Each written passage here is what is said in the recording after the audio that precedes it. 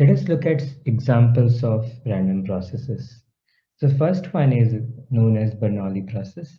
A Bernoulli process is a finite or infinite sequence of independent random variables x1, x2, x3 like this, such that for each I, the value of xi is either 0 or 1, and for all values of I, the probability that xi is equal to 1 is p. So a typical realization of random process will look like x1, x2, x3 would be look like 1, 0, 1, 0, 1, 1, 1, something like this. And you can notice that if you look at any particular value, like for example, x3, if you look at our different realization, the probability that x3 would be 1 is here. This is the discrete time process because the time index is 1, 2, 3 like this. In particular, x omega t can also be written as x omega 1, x omega 2, x omega 3, x omega n, and a collection of that for finite time, finite sequence. Here, x omega k is a Bernoulli random variable with probability p, and each of them is a IIT. Each of them is IIT. Let us compute few statistical property of this Bernoulli process. The mean MT is defined as E of x omega t, and for any time t, we know that this will be equal to xt. Right? Suppose t is equal to k, then this will be xk, and xk is a Bernoulli random variable, so it will be 0 or 1 with 1 with probability p. So mean would be p. So mt is equal to p, and it's not a function of t. Autocorrelation is defined as Rxt1 comma t2 is expectation of x omega t1 into x omega t2. Now, if you look at this, and we can see that x omega t1 is basically a random variable z1, and x omega t2 is another random variable z2. If t1 is equal to t2, then z1 and z2 are same, they are both equal to z. So in that case, this will be expectation of z square. Okay, and what is the expectation of z square? It is p into 1 square plus 1 minus p into 0 square. That is p. Okay, so expectation or second moment of a Bernoulli random variable is p. If t1 is not equal to t2, then z1 and z2 are different random variables and they are IID. So expectation of z1 into z2 would be equal to expectation of z1 into expectation of z2. Both expectation are p and p, so it will be p square. Okay, so autocorrelation, you can see if t1 is equal to t2, then autocorrelation is p, otherwise it is p square.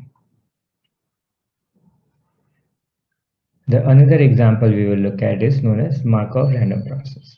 This is actually not just one random process, it's a class of random processes. It has a nice property that a random, let's first look at the definition. A random process is Markov if and only if the probability of random process after time t. Okay, so xt plus s means, and when s is positive, this means this is the random process after time t. So if we think t as a current time, then xt plus s is the future process. Okay, future values of random process. So the future of random process takes value in a set A condition on the values of xu where u is less than t. Okay, so if u is less than t, xu is basically the past values of random process. So this can be understood as the probability of the future of random process taking a value in A, condition on its value at each past time is equal to probability of this future process taking value in A, condition on only the value at time t. Okay, so this means that when I'm conditioning on the past value, only the last value actually matters. The current time value matters. So if I know that value, then there is some probability distribution to it, and if I know some more values of the past, that is not going to change anything. That's not going to change the distribution of this Markov process in future. So alternatively, we also say that given xt, which is the present, given present, the future is independent of the past. Okay, so it's only depend on the latest value of random process I have. Once I have that, condition on that, the future values of random process are independent of anything which has happened in the past. Okay, so any random process which follow this property will be called Markov random process.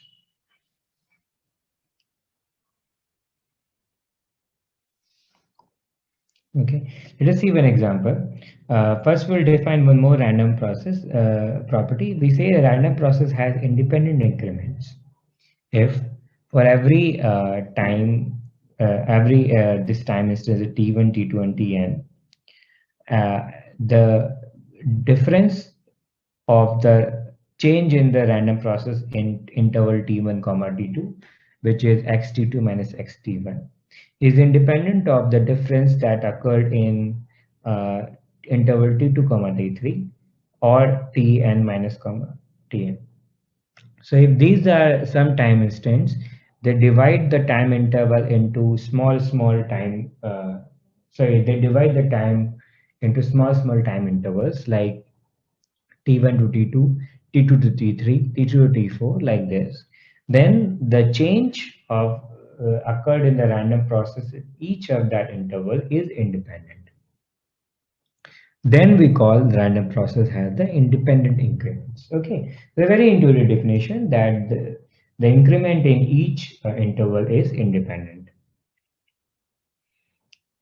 Okay, so what can be one example of such process would be, let xt be given as summation of t random variables from 1 to t. So x1 would be just z1, x2 would be z1 plus z2, x3 would be z1 plus z2 plus z3.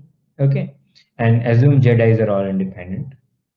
So if you look at this process and you look at any interval like 3 comma 4, so the increment would be, so as t equal to 4, the value of x would be z1 plus z2 plus z3 plus z4, and at time t equal to 3, the value would be z1 plus z2 plus z3. So the difference would be z1 plus z2 plus z3 plus z4 minus z1 plus z2 plus z3, so it will be just z4.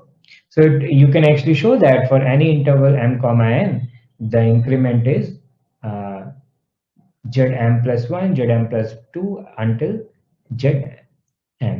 Okay, the summation of all these random variables. So if you take these joint intervals, the increment in one interval will be made of random variables which will not occur in any other intervals. So those intervals will be have independent increments.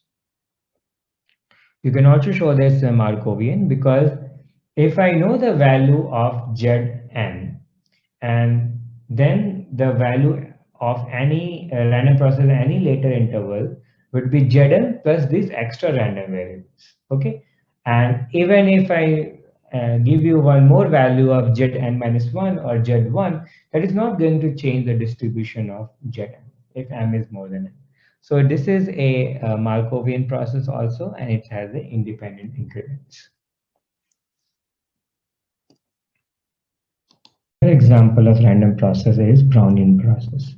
A Brownian process W2 is defined in the following way. A Brownian process, if W2 is a Brownian process if probability of W0 equal to 0 is 1. It means with one probability, the Brownian process starts from the origin. Okay, it takes value 0 at time t equal to 0. Second condition is it has independent increments. It means if you take, for example, three time intervals t1, t2, t3, then the increment in interval t1, comma t2, and the increment is t2, comma t3 are independent. In other words, wt2 minus wt1, which is the increment in the first interval, is independent of wt3 minus wt2.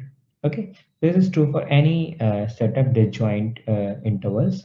Their increment in those intervals are independent. Now let ST be a time interval. Then the third property is that the increment in this interval, which is Wt minus Ws, is a Gaussian with mean 0 and variance sigma square t minus s.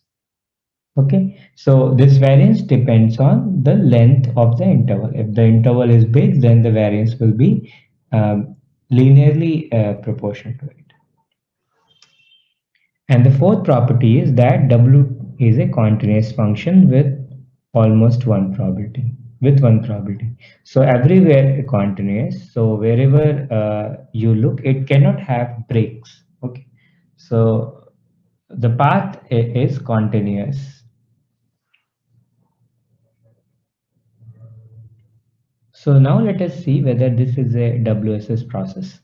First, we will compute the mean. So mean of W2 is equal to the because W0 is 0, I can include one more variable here, Wt minus W0, that is going to be Wt. So this E of Wt will become E of Wt minus W0. Now the benefit is I know the distribution of increments. So Wt minus W0 is the increment in time interval 0, t, which is a Gaussian random variable with mean 0. So the mean of this increment would be 0. So no matter what t you take, the mean is always 0 and is constant. So first condition is satisfied that the mean is constant with time. The second thing which we have to look at to prove something is a WSS process, it's to look at its autocorrelation. Let us assume t is greater than s, then the autocorrelation is given as expectation of Wt minus Ws.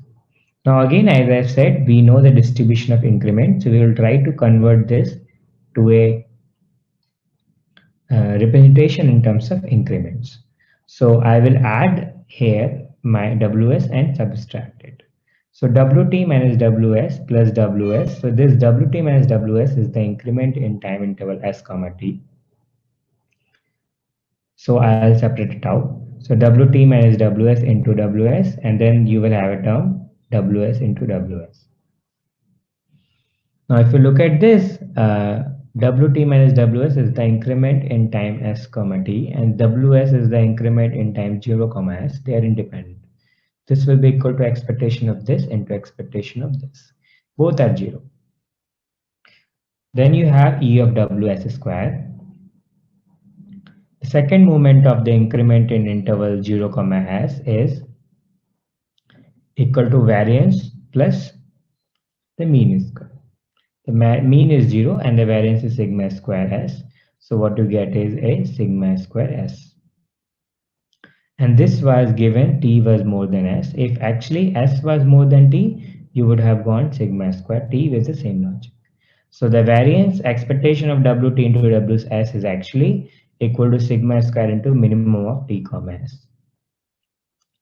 We can see autocorrelation function here depends on t and s both, not just the difference. Okay, this is not t minus s or something, it depends on t and s both.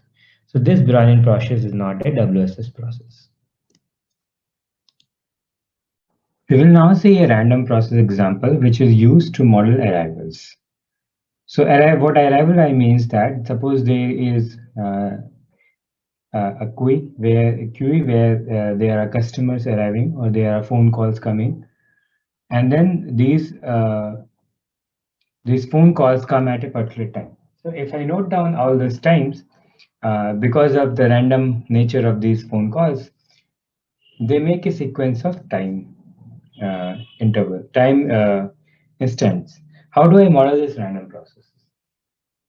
Okay, so one way is to use counting functions. So I'll define counting function first, and then we will see how we can model a process which denotes arrival. So what is a counting process? Basically, it's a representation of a sequence of time, right? So let us see there is a sequence of time instants like T1, T2, T3, and these denotes the arrival of something. So T1 is the first arrival, T2 is the second arrival, like this. Then I associate a counting function to this, which basically denotes, which is a function of time, right? So this function maps from t to real plus real line, and it's a function of time. And value of this function at time t, ft, tells me how many arrivals were there before time t. Okay, so if I give you, suppose t equal to 10 second, and ask what is the value of function at t equal to 10 second, then you will just count, check these arrivals and found out how many of their arrivals are before time t. Okay, suppose there are 3 time instants which are before, which are less than 10 second, then the value of function at t equal to 10 will be just 3. So formally, I can define this function as summation over the indicator that Tn is less than T. Okay, and you sum it over all the arrival points. So all the Ti's which, all the Tn's which are less than T will add to 1. So what I get is basically a number of Tn's which are less than or equal to T. And if you plot this function, suppose there is a sequence is given, T1, T2, T3, T4. If I mark them on this real line of a time axis, suppose these are the values. And if I plot this function for time less than T1 would be 0 because there is no arrival before that. After between T1 and T2, this function will become 1 because there is one arrival. No matter what time you took in between, there is one arrival which is less than this. Okay, so this will be a discrete stairwise function which increases whenever there is one more arrival. Okay, and we can also note that if I am given this function, I can also guess the arrival sequence. Okay, so they are equivalent. Either I write this function, from this function I can, from looking at this graph, I can tell where are the arrivals are. Okay, how do I do that? I just look at whenever there is a step. Okay, or formally I can see that, look at, suppose you want to find the third interval, third arrival. So look at all points where the function is more than or equal to 3. Okay, so this is 1, 2, and 3. So this is the time after this, the function is more than 3 or equal to 3. And you find the minimum value where it becomes 3. So this will be the minimum value because below this function is 2, and after this is 3 or more than that. So this point exactly will tell you that this is the third arrival. Okay, or normally in layman terms you can say that all the steps you look at, and whenever you see the third step, that will be the third arrival.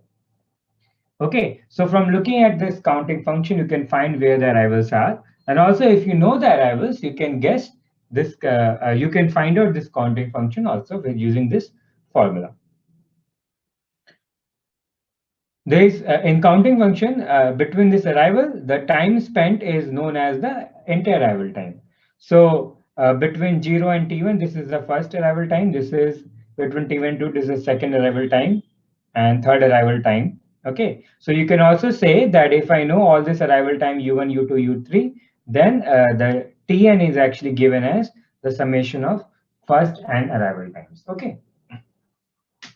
So you can, there's 3 ways you can represent the arrival. You can either tell exact arrival instance, or you can tell all the inter-arrival times in the order, or you can plot this function, and from this we can guess what is UIs and what is TNs.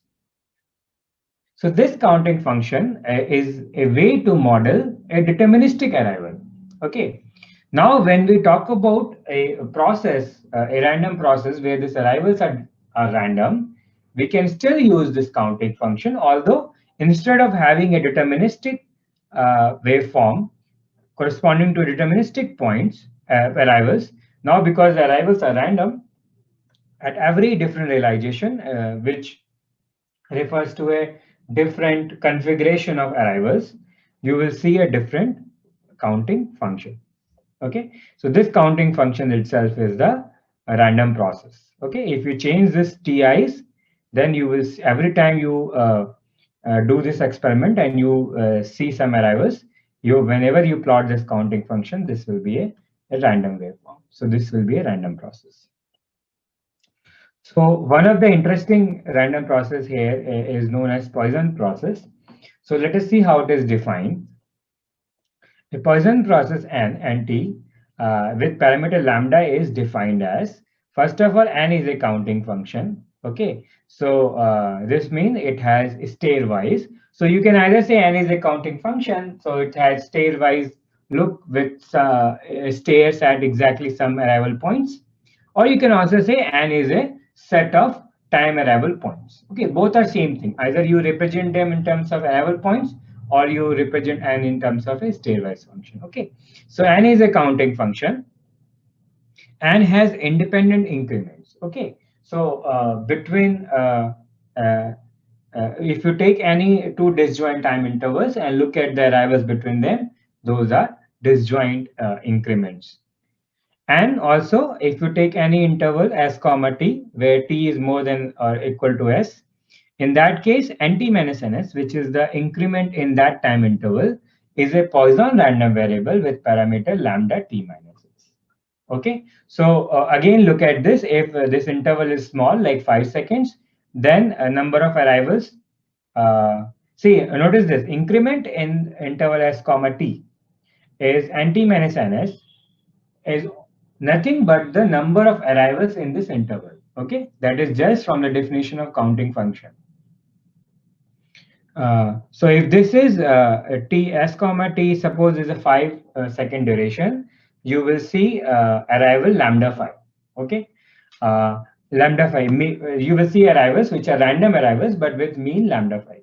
And if you take a bigger interval like 100 seconds, you will see 100 lambda mean arrivals. Okay, so as you increase the time interval, the number of arrivals on the average also increases linearly with the time duration. So let us compute the mean and autocorrelation. So mean would be E of nt, and E of nt is nothing but E of nt minus n0. So they are the arrivals in time 0 comma t, and those are Poisson random variable. Those arrivals are Poisson random variable with mean lambda t. Okay, so this will be lambda t. Here s is 0. Okay, and if you look at the arrival in s comma t time, then it will be lambda t minus s. Now, if you look at the autocorrelation, then this was expectation of ns comma nt. Okay, same as the linear process, Brownian motion. I will try to convert it to increment because I know the distribution of increments and I know they are independent. So I add this term here, and what I get is ns into nt minus ns plus ns. Okay, so I am adding this term. So what I get is E of ns into nt, ns into nt minus ns. Now nt minus ns and ns. Ns is the increments in 0 comma s. This is the increment in s comma t. They are independent. So there will be expectation of ns into expectation of nt minus ns. So expectation of ns is lambda s, and expectation of nt minus ns is lambda t minus s. Similarly, this will be expectation of ns into ns, n square s, which is again a Poisson random variable with parameter this. So its second moment will be lambda s square plus lambda s. I solve this and I get lambda square st plus lambda s. Okay, and you can also compute the autocovariance by subtracting the mean, and I get lambda mean s comma t. Okay, so from these values, you can try to see whether this is a Whiteson stationary or not.